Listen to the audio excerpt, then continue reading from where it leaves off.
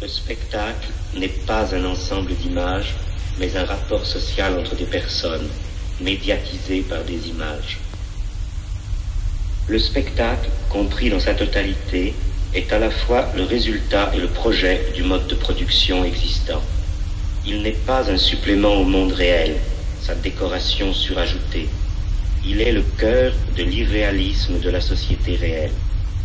Sous toutes ses formes particulières, information ou propagande, publicité ou consommation directe de divertissement, le spectacle constitue le modèle présent de la vie socialement dominante. Il est l'affirmation omniprésente du choix déjà fait dans la production et sa consommation corollaire. La séparation fait elle-même partie de l'unité du monde, de la praxis sociale globale qui s'est scindée en réalité et en image. La pratique sociale devant laquelle se pose le spectacle autonome est aussi la totalité réelle qui contient le spectacle. Mais la scission dans cette totalité la mutile au point de faire apparaître le spectacle comme son but. Dans le monde réellement renversé, le vrai est un moment du faux.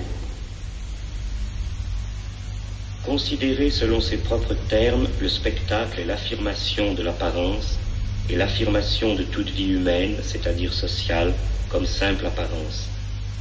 Mais la critique qui atteint la vérité du spectacle le découvre comme la négation visible de la vie, comme une négation de la vie qui est devenue visible.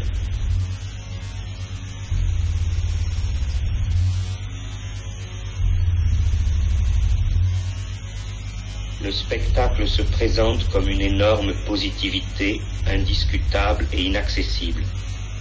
Il ne dit rien de plus que « ce qui apparaît est bon, ce qui est bon apparaît ». L'attitude qu'il exige par principe est cette acceptation passive qu'il a déjà en fait obtenue par sa manière d'apparaître sans réplique, par son monopole de l'apparence. Le spectacle se soumet les hommes vivants dans la mesure où l'économie les a totalement soumis. Il n'est rien que l'économie se développant pour elle-même. Il est le reflet fidèle de la production des choses et l'objectivation infidèle des producteurs.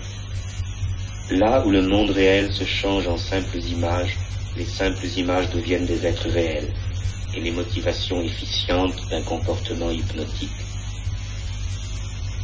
À mesure que la nécessité se trouve socialement rêvée, le rêve devient nécessaire. Le spectacle est le mauvais rêve de la société moderne enchaînée, qui n'exprime finalement que son désir de dormir. Le spectacle est le gardien de ce sommeil.